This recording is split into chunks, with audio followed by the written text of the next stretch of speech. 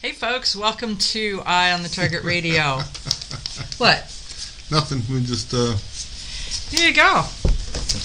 things change in a hurry. Well, they have to change. You have to be ready to go in a minute's notice. I don't like change. I like old stuff happening in the same old way. Same old. Okay, so yeah, welcome to Eye on the Target Radio with Rob and Amanda. So this is a special Obsolence edition. You laugh. Go ahead. You do the introduction, and I'll just sit here and smirk at you. I'm all good. I'm just in a good mood today. I'm going to smirk at you. I'm smirking. So, Ned, we wanted to talk a little bit about what is the value of a pro-gun organization and which ones are worthy of your dollars, your support, and your membership. So, and you would think that the ones you hear about, if you listen to the news or you read any magazines, when the news says, I hate them, right, and when they say, or they say that some law has passed and it's been driven by the demon NRA or the... Oh, well, okay. I was going to say, most of them don't give credit unless they say the demon NRA or that darned Alan Gottlieb from the Second Amendment Foundation. Or right. I mean, and there's a lot of things that the Second Amendment Foundation is doing in the courts. I mean, I think the driving force in the courts, and the NRA is following up with just like a battering ram to help push them through. I think they have different roles, and so me personally, I tell people that I'll tell you how I vote with my dollars, and I am a lifetime member of the Second Amendment Foundation, of the NRA. I am an annual member of the National Shooting Sports Foundation and of Buckeye Firearms. So that gives you an idea of kind of where... We play... I went to the New Jersey... CNJFO, Coalition of New Jersey Firearms. There's times that they are looking for a certain type of a person, someone who's maybe licensed to buy a gun and trying to buy a gun but was unable to or something. Well, whether it's CNJFO or anything, it's typically driven by... I see these guys more than... because their laws are so goofy that they always got somebody who's running afoul of being able to make something happen. Across the country, you have to have someone who has a problem with the law as it currently stands before they can actually step in and make a change to it. That's the definition of standing. And so you can't sue if you have not been harmed by the law that you find offensive. So that's where they were struggling to get Dick Heller, and for Heller versus DC case, they had a series of, I think, 6 or 7 people, and by the time they got to court, they had all fallen by the wayside except for Heller. Well, and some of them too, it takes so long, so that you figure you got 6 or 8 or 10 years in court. Well, Heller was 13. They died. Your guy, either he drops over dead, or he somehow he rectified his problem and got his permit or license. And then they say, the issue is moot at that point because it's no longer valid. It's not a valid reason. Right, so trying to make sure that your guy stays in that good standing of the court as a victim instead of... Right, as good standing as a victim. Is that not a statement itself? But it really is kind of true. You have to have the perfect candidate to be able to pull the laws back. So you can say Dick Heller was the perfect victim. Right, and rebutted it. So it's really funny because Second Amendment Foundation sends press releases out, and their press releases talk about the different things that they're doing, that they're accomplishing, and it shows so much how they're fighting for you. And I know we had Alan on the show one time, and he was saying at that time they had like 31 different lawsuits going on, and he said when they first started that they had no idea to ever do 31 at the altogether, same time, let alone doing 31 at the same time. Well, and it's a machine that runs on money, so they need lifetime members. They need people who are paying their annual dues, because then you're involved in a way to support the organization. If you have a little bit of extra cash, you can always just donate it for no other reason than I think you need it. Well, go to the website saf.org, because right now the NRA is having a hard time, and there's so many people who are very vocal saying, I'm not giving them another dollar until blah, blah, blah. Okay, well, so that's fine. So in the meantime, give your money to the SAF to help. Give your money to the SAF. And pay attention to some of the other organizations, because some are for-profit organizations and some are not-for-profit organizations. And you need to understand what that really means, as to whose pocket does the money go in and what does it do. And some of the absolute no-compromise organizations are also no accomplishments, because they've set zero compromise. And not that I want to compromise, but sometimes you have to get a seat at the table.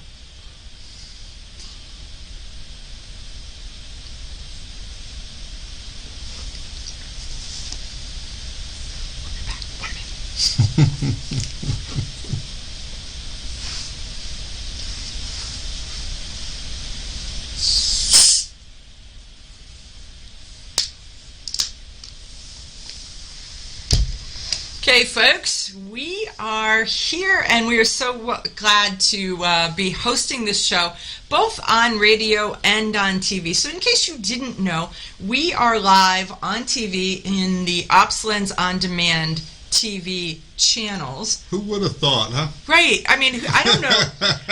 What is it? I was listening to Mike Gallagher the other day, and it was like, do you want to see his facial expressions? Then tune in this way. Because it's like, otherwise, what do you want to see us for? But here we are, we're sitting in studio. So we're doing radio, we're doing TV, we're doing on demand, we're a little bit of Facebook. If I'm not here, you can get one of the monkeys that sits there and beats the drum in the striped pants. I think I need the monkey that says, what? What? Right? That's exactly it. So thanks for tuning in. So glad to be sharing a Sunday with all of you. And so did you do any shooting or gun things this week? No, I've been loading bullets in my spare time. Okay. I started loading 223 bullets. I hate loading those. They're so little. There's so much work involved. I don't mind loading 300 Magnums or 30-06 because it looks like you're doing something. You see an accomplishment. You're just making these. You get this little dinky pile. It's like. But if I was doing the 5.7 by 28s, I'd really be discouraged at that point. Because there'd be 5.7. Yeah, some of those. So when you do these little bullets, it's like you all day long, and you get this little pile that you can put in two hands or something like that. At least if you spend all day on 300 Magnums, you got a 5-gallon bucket full. So do you have a lot of 223 left to go? Because I think we agreed that, okay, you'll never have to do this again. Because, namely, my gun does not like your reloads. You're just picky, that's all. I'm telling you, that's it. I think your reloads are 5.56 and my gun is a 2.23. You just get another barrel and stick on your gun, and then you won't have no issues with that. Maybe, but it wouldn't be pink. It would still be pink. Because your barrel's not pink. You just screw it in there and it's good to go. Well, we'll see. You can always just take that barrel off and rechamber it. It takes you 2 minutes with a hand reamer to make it open to make up it a little bit bigger. So let's talk about the difference between 5.56 and 2.23 and how that's such a huge thing. Everybody's going to have an opinion. Meltdown. In reality, people are going to email. They're going to email. In reality, the 5.56 is just higher tolerance 2.23, right? It's the dump truck of the 2.23. It's okay. built to it's a little bit looser chamber. It's a little bit longer throat. This way, if you get ammo that's dirty or corroded or bent or out of spec, it still would function in most rifles. Where if you have a 2.23 match chamber, it's going to be much tighter, much closer tolerance, and you're going to end up with a lot of things that are just going to cause you issues. My gun says that ammo is not worthy of me. That's exactly what it's saying.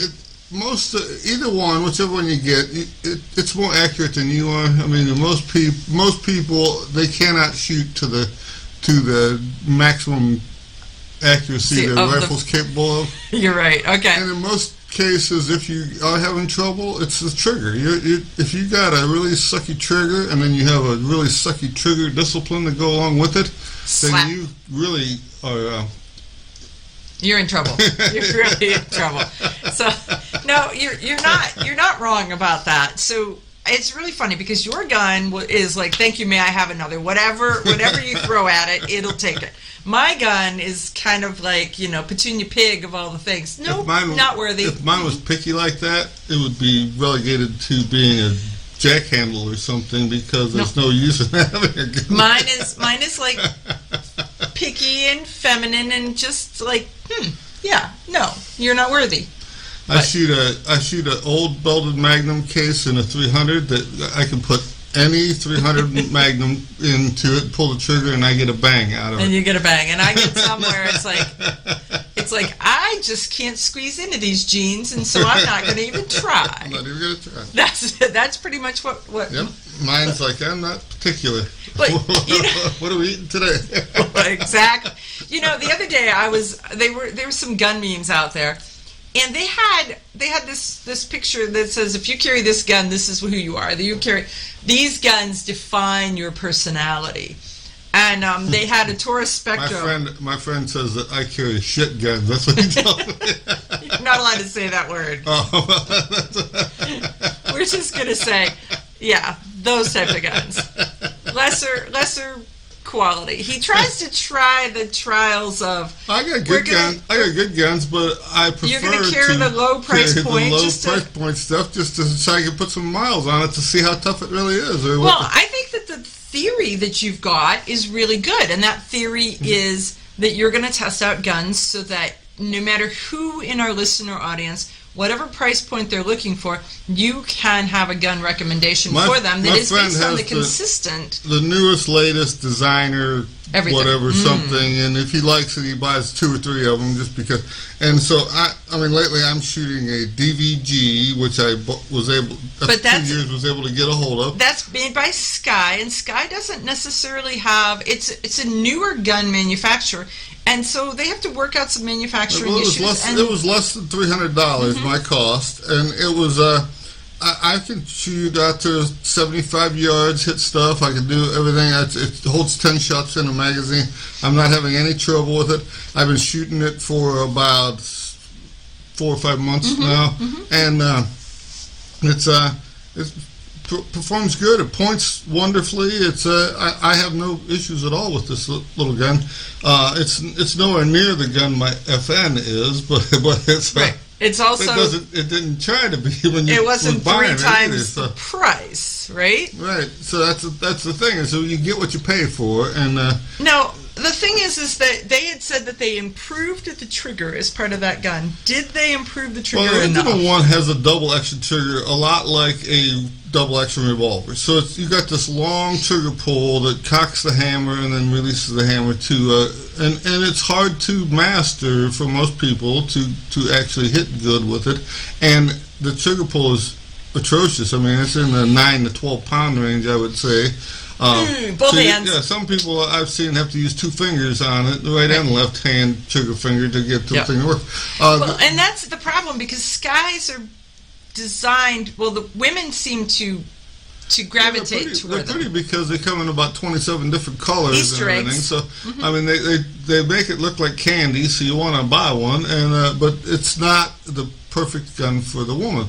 But now with someone with this DVG platform, and if you have some hand strength issues or some of this, the DVG is much better than the old Skies, whatever the other model was they had. I can't remember. Right. Okay. But anyhow, this has a striker fire mechanism in it, like the Glock. It's a little bit coarser than the Glock's mechanism, and nobody's started making upgrade parts for it yet.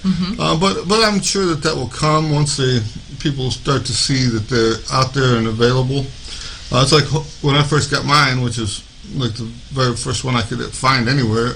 I had a real problem getting a holster for it because there wasn't a lot of holsters. And there's not a lot of other guns that are of similar size and thickness, it's because it's a funny little fatter. When you look at this stuff, it's if it's not really a super popular gun on the market, then the aftermarket really doesn't support it well. If you're getting something that's a Glock or on a Glock size frame, then every holster manufacturer makes a Glock the first thing, and then they see what else is out there to get going on. But like I said, the trigger in this is better than the old Sky. It's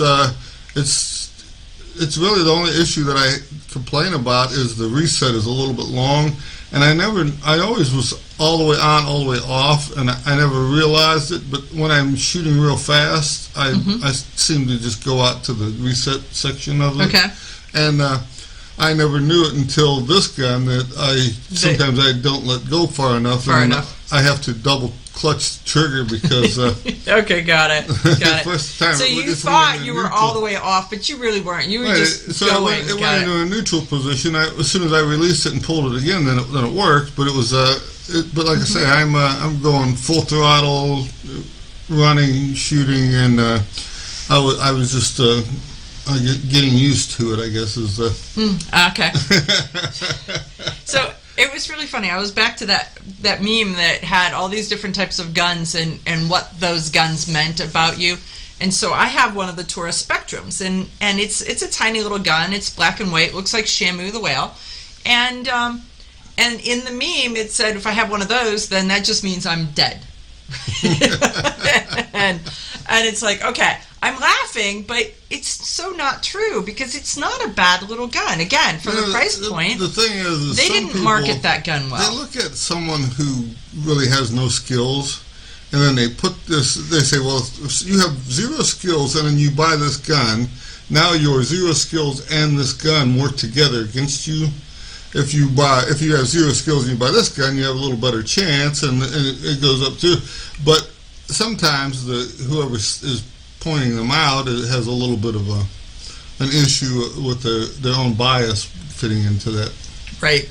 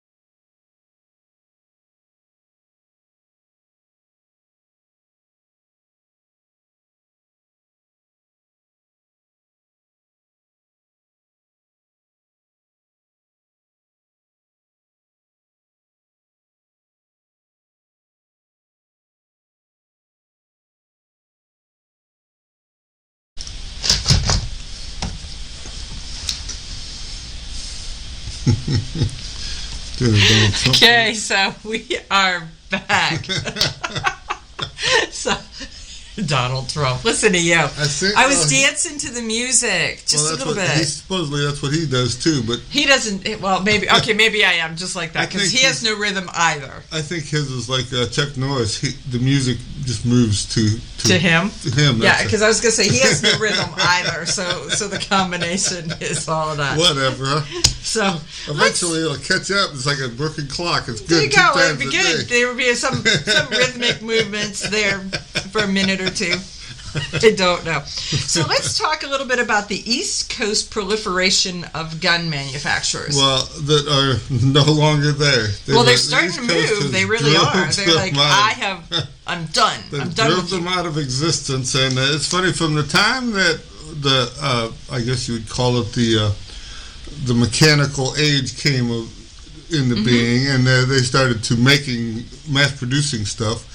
Eli Whitney's first things were actually on the East Coast, and when Colt, his first gun, the Patterson, was actually built single. They were single pieces, so parts off of Patterson number 44 doesn't fit Patterson number 61. But they were built in Patterson, New Jersey, right? Right, Patterson, New Jersey. So, and Bridgeport, Connecticut is where the machining center was for Bridgeport. So when they came back to try to get Colt, he was out of business. They got him to build the new one. Well, he just went to Eli Whitney, and Eli Whitney started with his matching parts so that they're interchangeable, and that everybody kind of went to that right away because it was such a good idea. Right. And but yeah, if you look at it, I mean, lots of companies long out of business and actually still in business got their start in New England, and it's funny because like Ruger was in Connecticut, and then they have some offices there, but I don't believe they build any guns anymore. Now they're in Arizona also. Right. And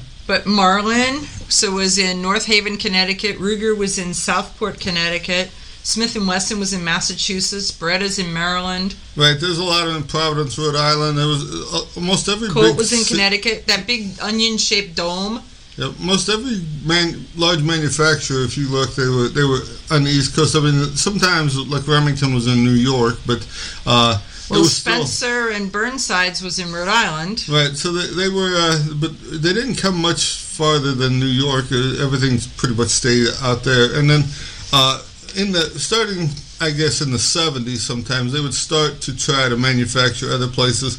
California being one of them, but California is kind of ruled out manufacturing guns. You can make other things, but they don't want you making those guns out there. I think in some cases they were trying to move to where the people were, so that they could, if they're going to expand their manufacturing base, and they saw that it's one thing if you're building something, but if you got to hire somebody to build something, you need to go where they live because you can't just hardly bring them to work for you. And then also, if you're selling something, it makes more sense to build it and sell it right there where the population where the people are. Again, where the people are, right? Instead of trying to move it across the country to different locations. So there's a lot of things like this where you look at it, and some of them started out, like Marlin, actually, he started making little parts for other manufacturers. Okay. Savage the same way. They built little so they were kind of machine shops that just started to say, I can build this, I can build that. I can do as good or better than that guy, and so they started making. I'm making 90% of them already. I'm just going to keep going. I'm going to put my name on them now instead of letting it go. Like when Remington started in 1816, he only made barrels. That's all he did, and then he would sell them to someone else, and they would build the whole gun out of it from there. But it was he did a good enough job at barrel making that. Barrels are probably the hardest part. Right. Well, and that's the thing. There was another company in that 1816 range in Pennsylvania that was making locks, and they probably didn't make them. They probably just bought them from somebody else and just put their name on them. But Pennsylvania was actually the building center for Kentucky rifles at the time. Everything that wasn't Pennsylvania at that time was Kentucky, so so they were built in Pennsylvania with the intention to go to Kentucky. Right. So Kentucky was the entire West Coast. Right. It was all the flyover country and the West Coast was all considered Kentucky. I mean, early on they really didn't know that the West Coast even existed, and over on this side of the country, everything was small. They didn't really need a large rifle until they got to the Mississippi River, and then they found out that things over there ate you. Right. So they Instead of decided, you eating them, they will eat you. because you've heard of the Hawkins rifle. So Hawkins was a manufacturer who in Missouri who would fit your rifle with a bigger barrel so that you could go west, and this way grizzly bears and that were So that when you intimidated started by shooting rabbits and squirrels so you could eat, Right. now Once you got to the Mississippi River and you moved across, now the elk were larger, the bears were larger, everything. So they needed a bigger gun than your squirrel gun that they were using here, and so these guys were manufacturers who'd seen that there was an opening for something better, and so that's where they made their money, was selling these large bore rifles. so they were kind of at the gateway to the West. Right. So Right. in that, if you were buying a rifle from them that was usually 70 to 90 caliber. Okay. So Can you imagine 90 caliber? I mean, yeah. yeah, 12 Because- gauge is a 75 caliber, so that gives you an idea. So it's 90 is 900 thousandths, almost an inch, kids, almost an inch. That would be here. Somebody carry my bullets. I think I need a wagon. Yeah, similar to the Wild West days, they still made like handheld 8 gauge shotguns that people carry, double barrel 8 gauges. Well, and we'll stuff. just say they grew them bigger then. Farm raised, farm boys, you know. Right, I mean, well, that's the thing is when they needed a bigger gun, they just made it bigger. That's all that was to it. That's it. I'm just like, okay, hold on here, Bubba. You brace it and pull the trigger, Right, and an 8 gauge would be 1/8 of a pound of lead, is how they would figure. So a ball that was the size. 8 bullets was a pound. Yep. So that. So when you're headed west, how much room did you have in your wagon for ammunition? I mean, think about that. Well, They that's- had to that's be so funny, too, is that careful. It wasn't like you could just stop at Walmart and buy more. Or No. If you needed lead or something like that, you either had to mine it yourself or you had to go to a population center and buy it at that point. And buy it and then melt it. And Sometimes they would actually, when they shot at something, if they missed it, they would try to reclaim that bullet out of a tree or something because they could remake it into a bullet again. one would hope you could find it. Right? I can't even imagine. I can't even Well, imagine. in the old days, they didn't shoot far. Well, that would be good because it would be a hard thing to find it. We'll be right back after these messages.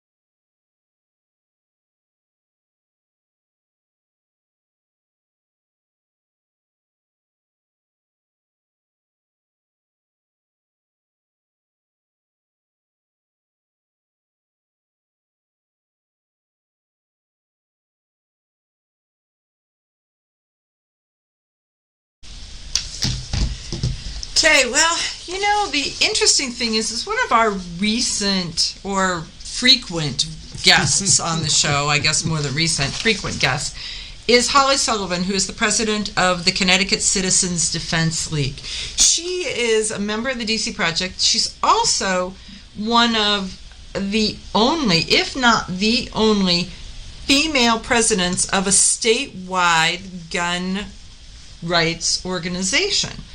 So on Monday, March 28th, Holly and the CCDL staged a testimony day for the series of acts that they were trying to pass in Connecticut against guns and gun rights. So they did this. It was a Zoom session.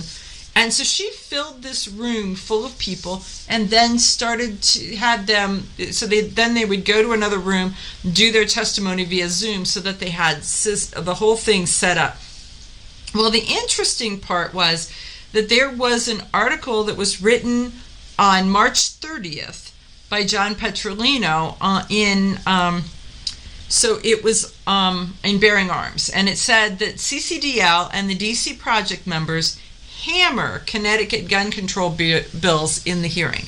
So these gals, they were on fire, on point, talking about why it is critical that the state not enact more and more gun control.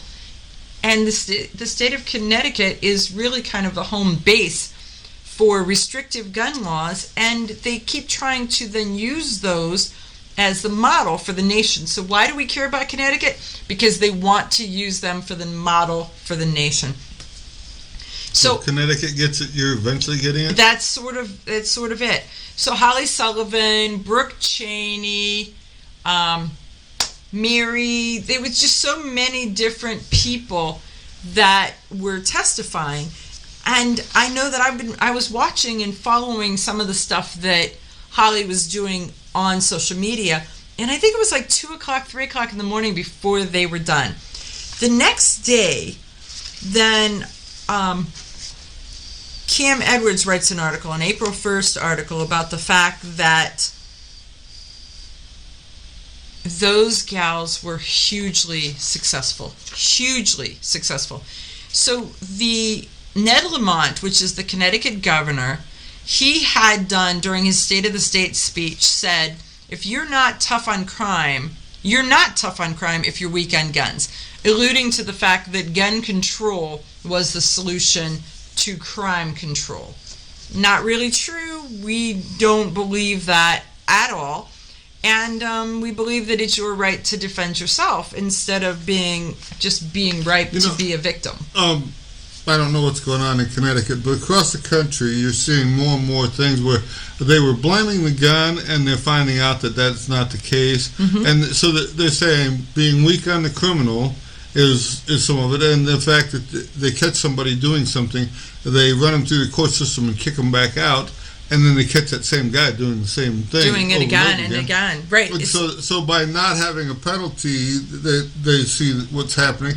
And then I'm just seeing now that some of the schools are starting to, instead of trying to tighten up gun control in the school, they're trying to, they want to do some mental health evaluations of the students instead of the, to get to the bottom of why the student feels he needs to have a gun in the school or whatever is going on. Okay. So I think that just sitting back watching. I mean, I'm a nobody, but I had a waffle this morning. But okay. We have a huge mental health issue in this country. Well, we have a huge responsibility issue. So people are like, if my life doesn't mean anything to me, then your life sure doesn't mean anything to me. And the other part that we have is the fact that it just went away. Okay, it went away. Well, then let me go to the point I was going to make before you interrupted me, and then you can come back to the point that it will come back to you. So the interesting thing is that CCDL, the NRA, there was a couple other organizations that were very active in pushing back against Governor Ned Lamont's anti-gun bias. So they had created an anti-crime bill, or Lamont's team, had created an anti-crime bill that was unveiled before the Judiciary Committee on Thursday, and then a whole group of people got an opportunity to testify. The bill started as 52 pages long of primarily anti-gun sentiment. When they got the bill out of committee, when it got pared down, when it got modified, when it got changed, it was now 3 pages. So 49 pages of anti-gun legislation is now on the cutting room floor. That is hugely successful and shows what the efforts of Holly, of Mary Forgis, of Brooke Cheney, and of the people who were with them, worked with them, testified, parts of the NRA, Goal. There's all these different organizations that are involved there, but they were successful. When they stripped it out, they took out that assault weapons ban would have made it illegal to possess an AR or an AK style pistol with a stabilizing brace, as well as restrictions on home-built firearms. We're going to hear about that more and more and more, but they took it out. The new prohibitions on lawful carrying in polling places, public buildings, public transportation. Let's talk about public transportation and during protests. So if you can't carry on public transportation and you live in a city where you can't get somewhere and park, then that says that you get to disarm pretty much everyone who uses public transportation, who lives in a city, or who is in an underserved community. It all kind of goes together. They had included in there that they stripped out a statewide gun buyback program. You and I know that you can't buy back something you didn't own in the first place, so it's not a buyback program. It is taxpayer dollars to buy guns from criminals, no question asked. And they wanted to have a statewide license for gun dealers. All of those things got taken away. This is the interesting part is that there's a group called Connecticut Against Gun Violence, or CT Against Gun Violence, and their executive director and spokesman, he couldn't even say much, and he was like, well, we understand they have a very limited session. He wanted to paint it in its very best light, but I'm going to say that living in Cleveland, Ohio, what he said was very much like the Cleveland Browns statement. Wait till next year. We'll get him next year. We'll get him next year. We'll get him next time. Because he's like, I think that this was a limited time in a short session, and they have to prioritize what's important. Yes, indeed, they do. And what they can get through. They have to prioritize what's important. And adding more restrictive gun laws is not important. But he did say, wait till next session. Rah, rah, yay team, wait till next year, team. So, okay, that was my statement. What do you got? Well, what I was thinking about was the fact that everything, they blame the gun, they blame the gun, they blame the gun. Mm-hmm. But if you look at it, the gun is just a tool, and as such, it's went through a couple hundred years of development to be the best that it can be. Right. And so it's convenient, it's fast acting, it's hard to reverse its once the bullet's released, it's hard to reverse its results. It's the best tool, offensively or defensively. It works well in multiple situations, and it works as designed for almost every person that uses one. There's nobody that cannot figure out how to master this. So so when they are talking about the gun as being the bad guy, it's not that. It's just that it's been made to be the most comfortable, convenient way to do something. And so whether it's you're defending your home, or you're robbing a gas station, you're committing suicide, the gun comes up as the top 5 answers for almost every one of these, because whatever the question is, then it's a firearm, and then people are like, see. But training, I think, if you start out young and you train people to respect the firearm, the respect for the firearm will make them move to something else, because they don't want to give the firearm the bad name. So instead of Well, that makes a lot of sense if they understand. I mean, because there are so many, and I don't want to talk about the different crimes that you can commit with the different tools that you could use, because then don't that wanna would give just anybody ideas. that would just be a whole new podcast. We'll just say, I could just start. Why don't you just do this with that, right? It's probably not the best use of my time and brain power, and we're gonna stay away from that. But Colonel Mustard with candlesticks. there's so many in the library, no less. But you get the point. I mean, and what's really funny is the anti-gunners, they roll out gun suicide as one of the reasons as gun violence, and it really is. We need to address suicide as its own thing, because the tool that they use does not impact the fact that they're making an attempt. Right, even if they're unsuccessful, they made that attempt. Right, and that's what needs to be addressed. But some of it, too, like you say, is it's hard to reverse that, where if you're on a drug overdose, they have ways of counteracting some of this stuff. There may be a way to step in, or if you're standing on the edge of a bridge, they may be able to talk you off of it, right? There's different things.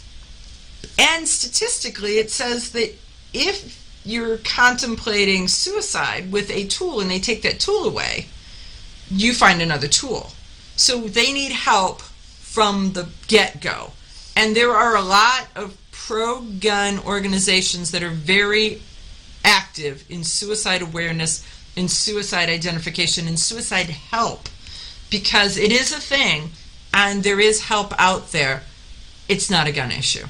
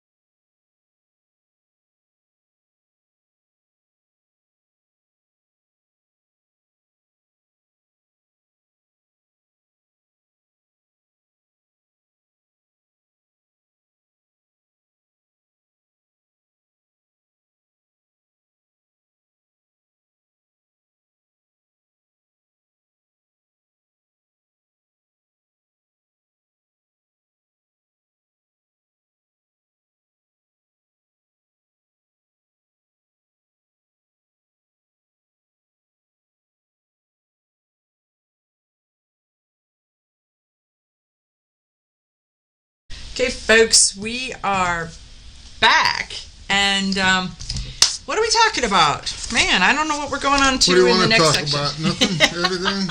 You crack me up. So, School, Ohio's working on... yeah, let's talk about that, because we attended... First thing is that the first line in here is constitutional carry is their Second Amendment thing for the Ohio, but it's actually, what was it? Arkansas just the other day was 23, Ohio was 24, and now Georgia's 25, I believe. No, was it Arkansas or Alabama? I don't remember, and I didn't have it here in my notes. So I thought it was it's an A state. I think it was Alabama, Ohio, Indiana, and then Georgia. So so it went 22, 23, 24, 25. So now we're at 25 states. It just went boom, boom, boom, boom in constitutional carry. Right. Really so half of the country is allowed to. So we're now more than half of the population, half of the country, and half of the geographic size of it. Because half of the country is signed up for this, is that going to loosen up the fact that the other half of the country may get it? Or will it make it so that national concealed carry is a talking point that may get more traction? It really may address that in a way because it is gaining so much popularity. Okay, now going back to Ohio, yes, but I think that was a piece of it. So then what happened was last year you and I were at a Faster Saves Lives class that we were actually attending it, taking the class, understanding what the teachers, the school administrators, what Faster Saves Lives is. It was an interesting course in the fact that the most of the people that come to that course are brand new to firearms. They're not long-time gun people who've taken other training or anything like this. The one lady that was in the class with us, her school system had bought her a 1,000-round case of ammo. She bought her own gun, and she was at the class to take the thing. So it was somewhat eye-opening to get to talk to some of these people. But the class was set up. Well, what's the premise? Tell them what the premise is, because you kind of started in the middle of the story, not the beginning of the story. Well, the thing was, most places you've already taken some training, or you were already a gun person before you decided you needed training. So these guys, they get there, and here's a person that really doesn't even know how to put the bullets in the magazine. They sort of do. They have to have a concealed carry license to be able to come to the class. So they've taken at least a minimal class, enough to be able to carry a gun in public, but not carry a gun in a public school. Okay, well, I would say that a minimal class that carry a gun in public is very minimal. It really is very minimal. So they were starting basically from scratch. I mean, it wasn't that this is a gun and this is a bullet and the bullet comes out this end. But it was close. They were a little bit past that, but not much past that. And frankly, part of it was the mindset, because a lot of these people, they are nurturers by trade, by genetically. They are nurturers because that's why they went into the career that they went into, to raise your children and my children and everyone else's children. They started you out with basically an empty gun, doing some dry firing drills. Then you put bullets in your gun and you would shoot some. And then they slowly worked on speed, because that's the thing, is as soon as you pull the gun out, if you don't use the speed, someone will take it from you. And so, especially if you're already somewhat in doubt as to whether you could use the gun or not, right? It makes it easier for someone to take control of it. So just watching the trainer work his magic and get everybody to build their confidence level and build them up and get them up to where they're at, and you start out. Sometimes you're so close to the target that the bullet or your gun blows a hole in the paper, and then they back up to a pretty far distance to shoot. So, and then at the end, I got a coin for shooting a perfect score. I didn't get one. We'll just say I didn't get one. So when we go to gun sight, I'm taking a bigger gun. I'm just saying, because I took a mouse gun, but that's my defense. I'm just saying my gun was really little. But like I said, I had a great time at their class. I learned a lot. But we were there as embedded media to see what they taught schools, teachers, principals, lunch ladies, to be able to defend schools. While we were there, while you were having a great time, while you were learning all this stuff, they canceled their program. The Ohio Supreme Court, there was a set of parents in one county that brought a lawsuit that said that schools should not allow teachers to carry guns if they didn't have the full amount of training that a police officer has, including how to stop you for tickets, how to write you up, how to do research, how to chase you through a field, shotgun technique and all drug dog technique and all of that. 700 hours of law enforcement training. Right. So it was a ridiculous ask, and yet because of the way that the law was written, the Supreme Court decided that that was a legit point. So it was up to the legislators to rewrite the to be able to make the Faster Saves Lives program meet Ohio's rules and Ohio's law. The interesting part is that right up until June of last year, they had armed teachers we have 88 counties in the state of Ohio and gazillions of schools. And they had armed teachers in every county in the state, and in some counties in every school in the county. And they really worked hard to not let you know where the teachers were, where the armed teachers were, because they don't want you to know. They don't want you to know. They don't want the students to know any of that stuff. So. Any of that. It's your secret. So okay, so now we've built the backstory. Tell them what's happening. Well, you said it. They're rewriting the law to try to make it a more realistic 20 hours of training plus 4 hours of annual training, so that they have to keep going back and at least qualify with their police department or something, and so that they're able to carry the gun. Some of it is not so much the gun. The amount of in this class they were teaching. Stop the bleed. Mm-hmm. They were teaching medicine, emergency trauma medicine, and I think that is a bigger lifesaver than the gun is ever going to be. Correct. Although it does, if someone's shooting at you, you have to neutralize that threat before you can provide the first aid. Right. But yeah, so what has happened in school shootings, in public shootings, is the fact that they will not let emergency responders in until they're sure that the threat is neutralized and they're sure that there's not more than one shooter. Right. They also had in the class we took, took us to an old school building, and we were able to do a force on force type training with these airsoft pistols that shot a big rubber ball that actually left a pretty good wall down here. It would leave a mark. Yeah, that's going to leave a mark. But it also helps you familiarize yourself, build the adrenaline, make the decisions. Well, it's a lot different to shoot at somebody than it is to just shoot at a piece of paper. Correct. So this force-on-force training where you're moving, your adrenaline is pumping, there's all kinds of things. I mean, you're smelling stuff, you're hearing stuff, you're doing different things. And they're putting you in a scenario to where you don't know what's happening. All of a sudden you hear something, and they have some of the students acting as actors in it. They're wounded, or they're the shooter, or they're something, so that you never know, or they're moving around, and so you have to make decisions. They were sitting there, maybe they were wounded, so if you were wounded, you were supposed to be calling out for help and stuff like this. So now that takes your mind off of some of the other stuff going on around you. So you're trying to sort it out, and you're hearing this and seeing that. It was a giant skill builder. It was a lot harder than you would expect, and when you were done, you were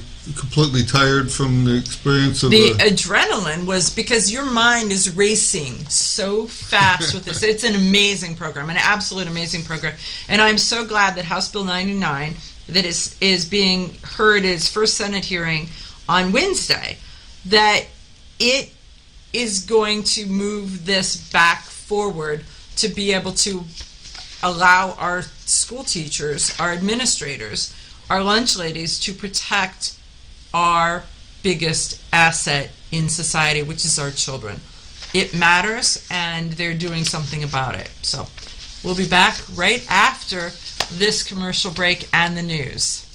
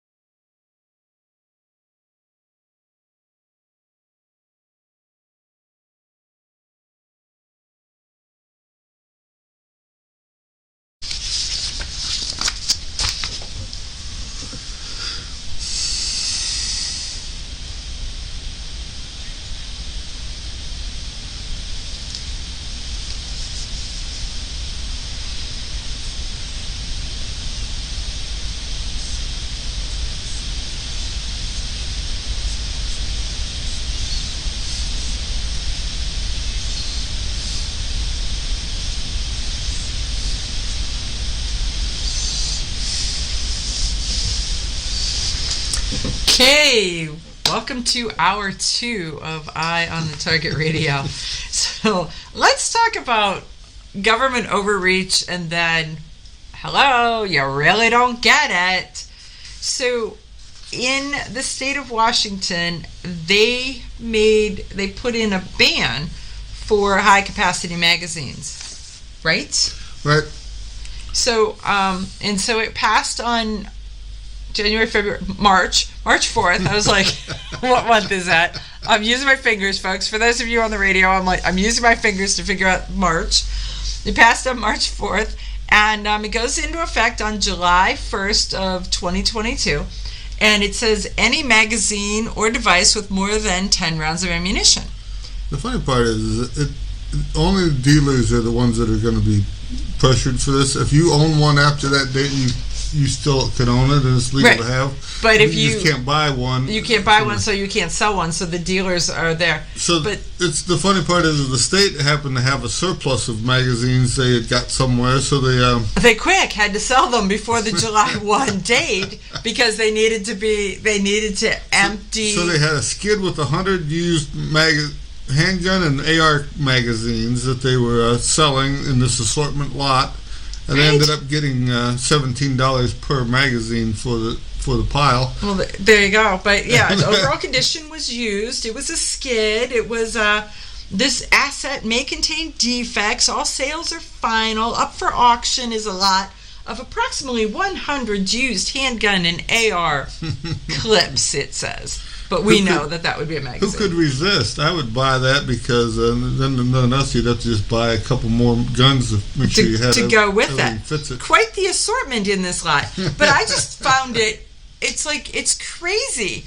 Here's the government saying, sword or a two-faced liar or what are you? All of that. This is for your own good, for your own good. Wait. We need to sell this quick because we need to get our money out of it before the deadline. Beep, beep. The deadline's coming.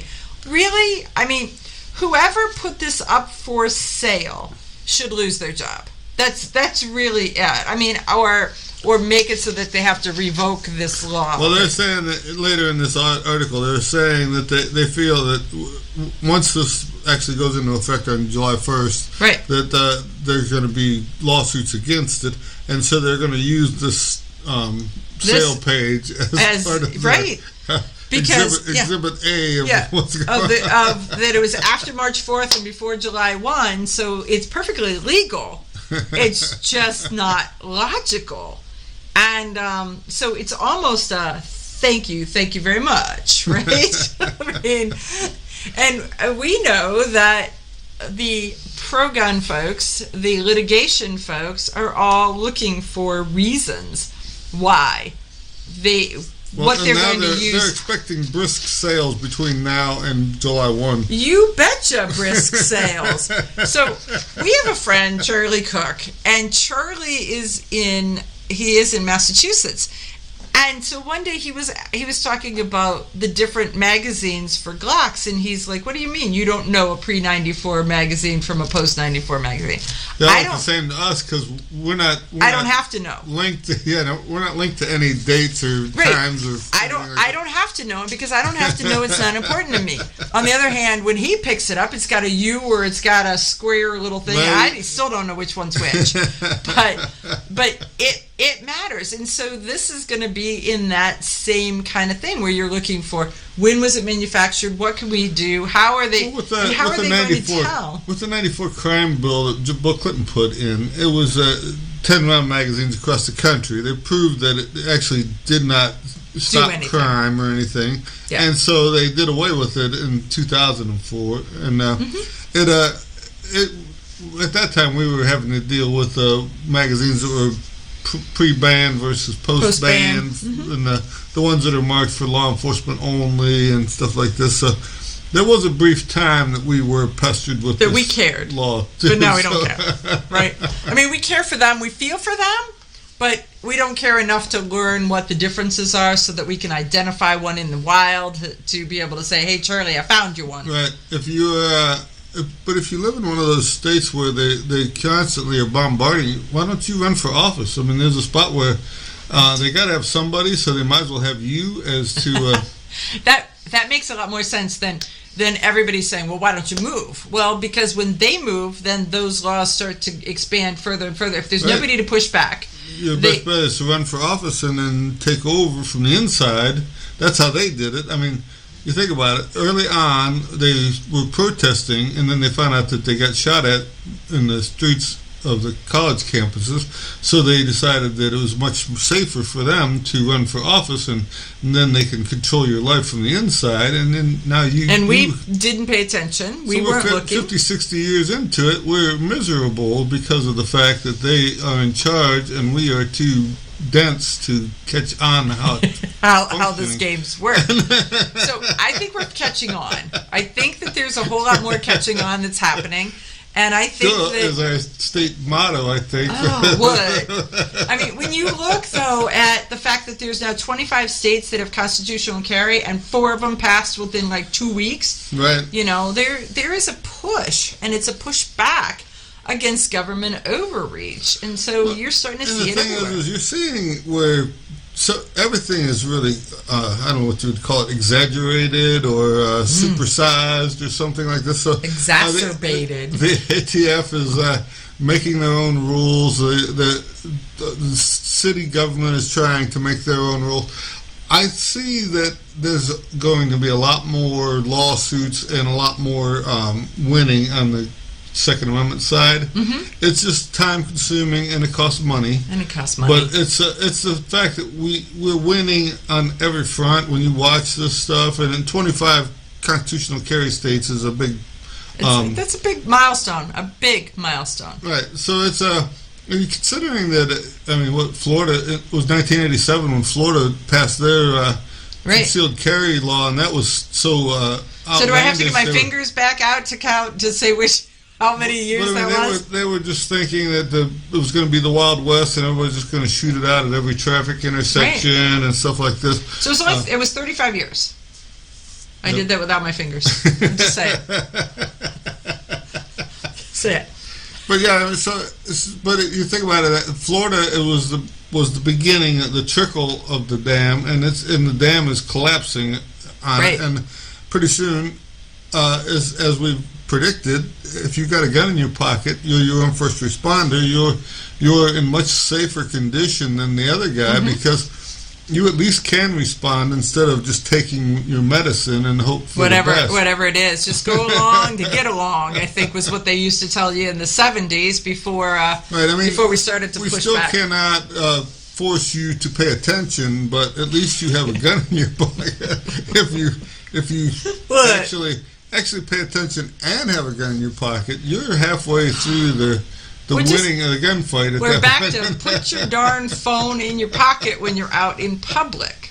That would be that. It's not, everything happens on your phone, and everything you watch is in that little screen. I mean, you think about it. That phone it's amazing considering when we were kids, you didn't even have VCRs for the TV or anything. No, I'm of the age where the first portable computer was the size of my overweight suitcase headed out of town right now. I'm just literally, it really was that size. My uncle had one of the bag phones when they first came out. I mean, it was literally a big carry-on luggage with. It was the size of a oversized purse. Carry-on luggage with a giant phone inside.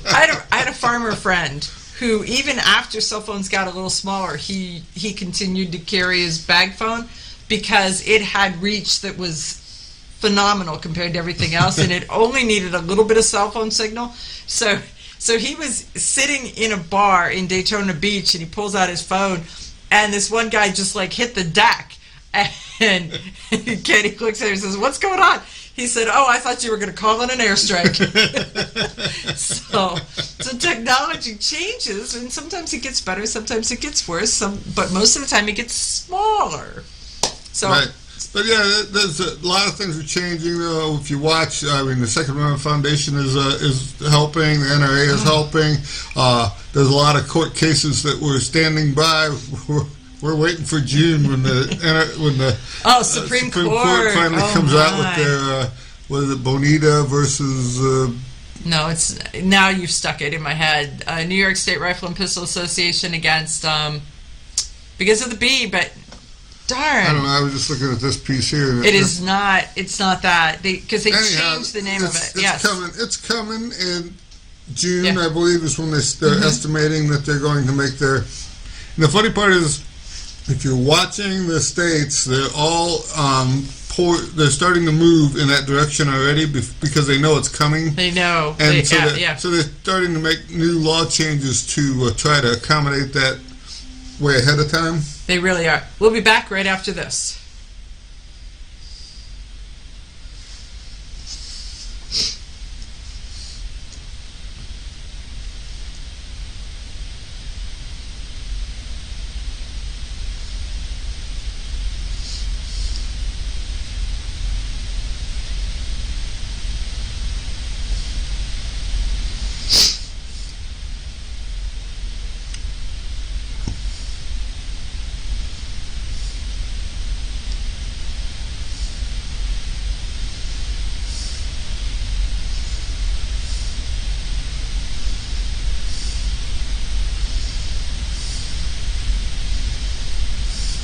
Bruin.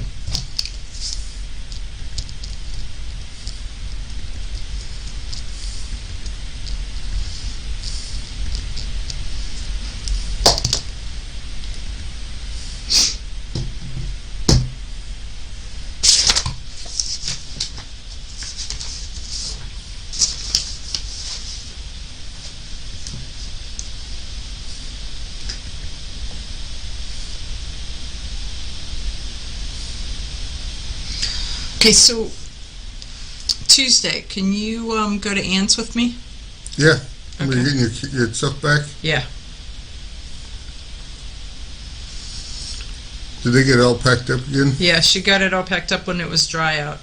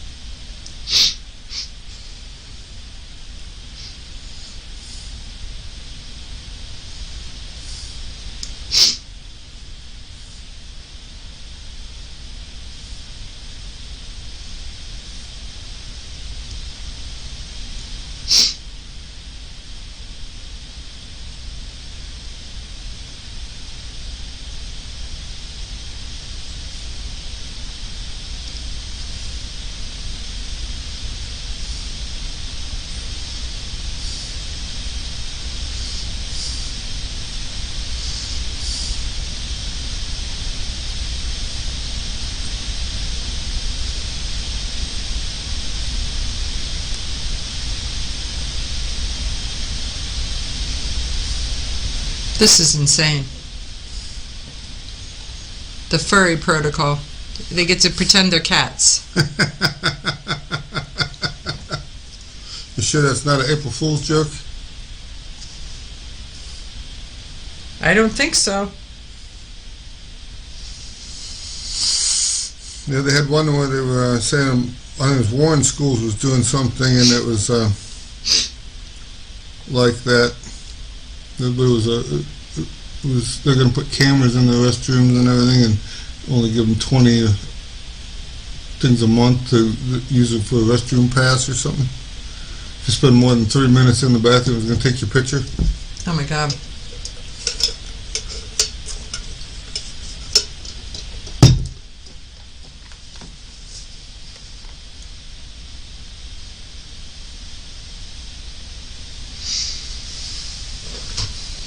Okay, we got 30 seconds. Okay.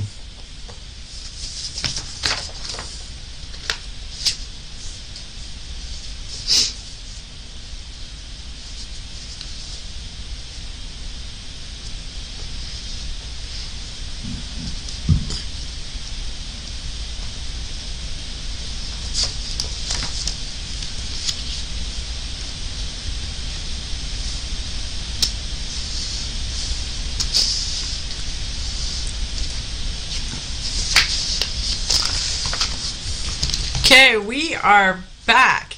And so let's talk about ghost guns. And so the interesting thing is that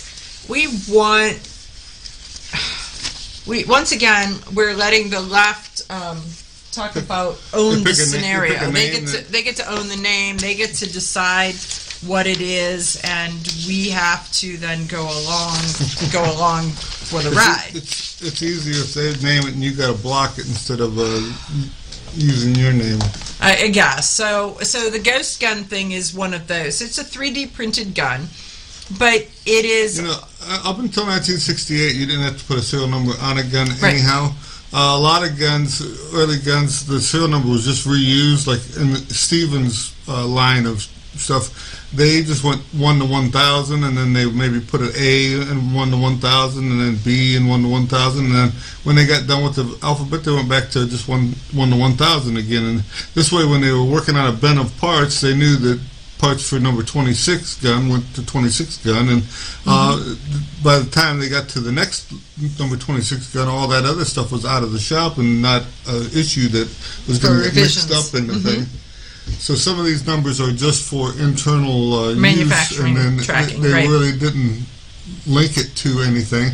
Winchester and some of the other name brands, they kind of kept a running total of how many they built of something, but sometimes there was a spot where they didn't get a number, or they got a duplicate number or something, because it was just there for their own records. It wasn't really a mandated. So as of January 1st of 1969, everything had to have a serial number. A unique identification number that was unique to that make and model, so that you could reuse the numbers for a different make and model, but as long as it was... Well, I know, like on the Ruger pistols, because we deal with those, the early ones just had a number, and then when the 68 Gun Control Act came into place, they gave it a prefix number. So like the 3057's got to be a 30 dash, and then the So that it was serial unique. number. And the 45s were 45 dash and stuff like this. And then later on, they got used up all of those 45 dash numbers. They went to 46s, and the 44 Magnum was an 80 prefix gun for the early ones. So there was a lot of different things, but just trying to give it its own unique number so that they could track it down. The other thing about it is, if you buy a brand new gun and then you leave it at the crime scene, they can find where that gun came from, because they go to the manufacturer. The manufacturer goes to the distributor. The distributor says they sold it to this gun shop, and that's where the paperwork's at. If you buy a gun that was built in 1925 from a gun shop and you fill out the paperwork for it, they have no place to start looking for that gun except for in your neighborhood. So if you didn't buy it in your neighborhood, they can't tell where that gun came from. No, yeah, it's very hard. If the chain of custody has been broken by a private sale, or somebody died because they're going to go to the gun shop. The gun shop's going to say, I sold it to Joe Smith. They go knock on Joe Smith's door, and Gladys Kravitz answers the door and says Joe Smith died in 1985. Right. There's nothing that they can do. And the other thing is every hardware store, sporting goods store, like Kmart, Walmart, right. We used to have a Clarkin store, all these things. Every one of them sell guns. So since 1968, they have a piece of paper with your name on it that says you bought a gun.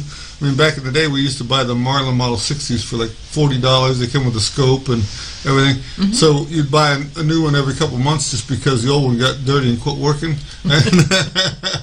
Okay, got it. Or you took it apart and then you couldn't figure out how to put it Then back it quit together working? again. That would be more the case. Okay. But yeah, so there was that. But all of that paper is on paper somewhere. I mean, if that store was long gone, they sent that paper to the ATF, and the ATF has it in a train car somewhere, stacked up in a little box with everybody else's that store's name on it. Really, they do. So if you're looking for a Gold Circle store that 1987, it takes them a little while to find out which train car that's in. a little bit. So let's talk about the this New Jersey, the 3D gun ban case, because this is interesting. It's worked its way up through the courts, and so the Fifth Circuit Court, which is where New Jersey is, it encompasses that, and so the lower court had determined that New Jersey was correct in limiting 3D printed guns.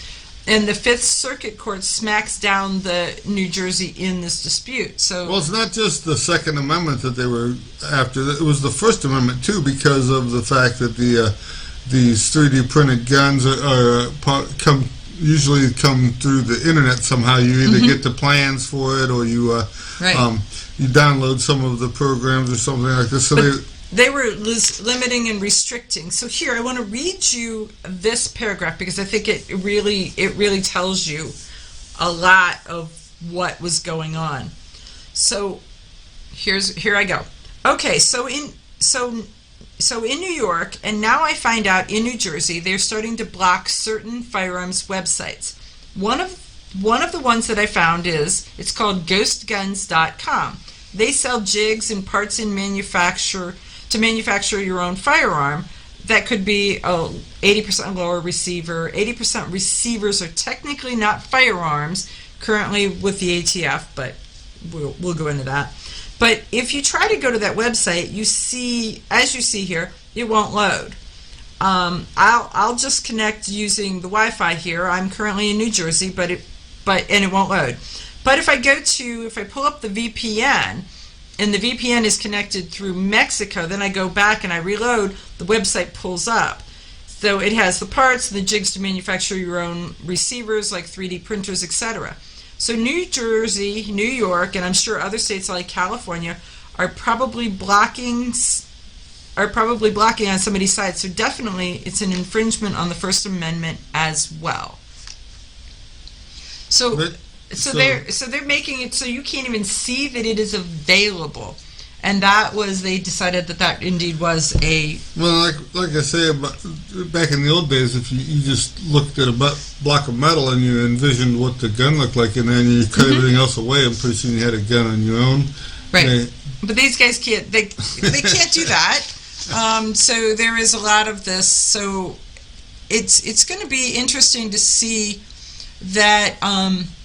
What's going to happen is which attorney generals are going to violate the First and Second Amendment rights, and that they're going to be held accountable by the courts whenever those violations occur, and that the Second Amendment Foundation is going to stand in your stead toward that. So it's pretty interesting. Pay attention to it and read more, because there's a lot more in depth to that one. We'll be back right after this.